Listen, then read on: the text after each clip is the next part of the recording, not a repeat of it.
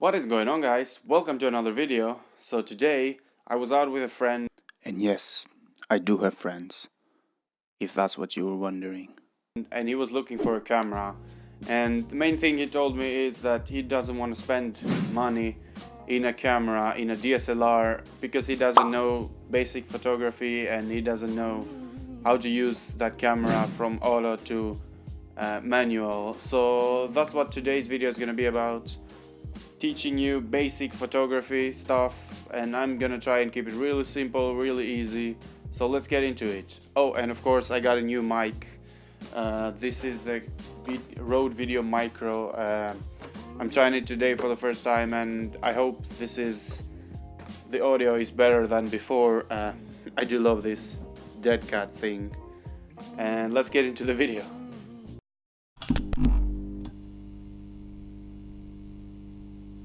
Okay, so the main three things that you need to learn here is aperture, shutter speed, and ISO. So this is the three main things of tools of exposure, let's say, that you need to learn. So we're gonna go through them individually, and I'm gonna try and be as keep it as simple as possible so everybody can understand. So aperture, of course, is the ring in the lens, and it closes and opens. Obviously, as if it's open, it lets more light in, and if it's closed, it lets less light in. For example, this lens here, this is called a fast lens. This is an f1.8, which means that can open the aperture up to f1.8, which is wide, and it lets more light in, and of course the background is more blurred.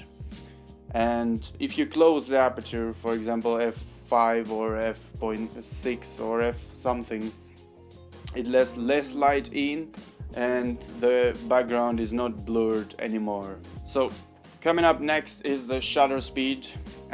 So I can explain this shutter speed is how fast the shutter will close and will capture that moment.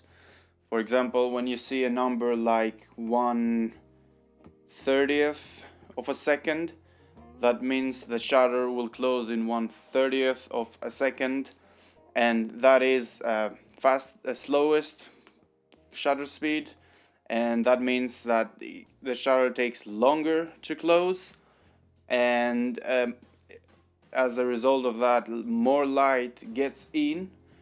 But we have a downside to that.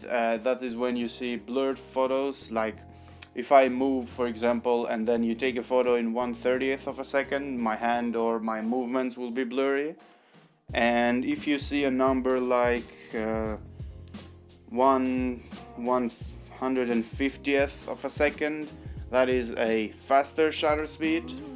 Obviously less light gets in because the shutter will close that fast, and we won't have any blurriness in our movements. That is, for example, in like sports events, the photographers there use a faster shutter speed for that reason, because the athletes run all the time or whatever, and they don't want any blurriness in their movement.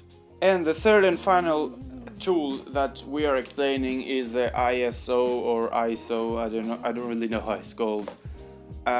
What basically ISO is a digital brightening of your image, and obviously the more expensive cameras, they can go up to ISO 12,000, 20,000, or I don't know. This is, especially if you are a beginner, you should always try and keep this 100 to 200. Personally, I never go up more than 400 in my camera, because my camera is not that expensive, and that is, as I see, the level that it can handle up to. And otherwise you get like distorted images, you get like blurriness, stuff like that in your image, which you don't want.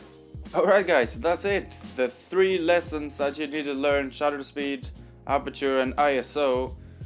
I hope you understood anything of what I taught you. I tried to keep everything simple as possible, and in reality everything is so simple. You just need some practice. Just start take your camera from auto to manual and start messing with things around, and then you see and you try, and then that's how you learn, and that's how I learned, and that's how people learn. Many people learn that way. If you have any questions, please let me know down in the comments below. Also let me know how's the new mic sounds. I hope it sounds better. And yes, that's it for today. Thank you very much for watching. Leave a like on this video, subscribe if you already haven't, and I will see you in the next one.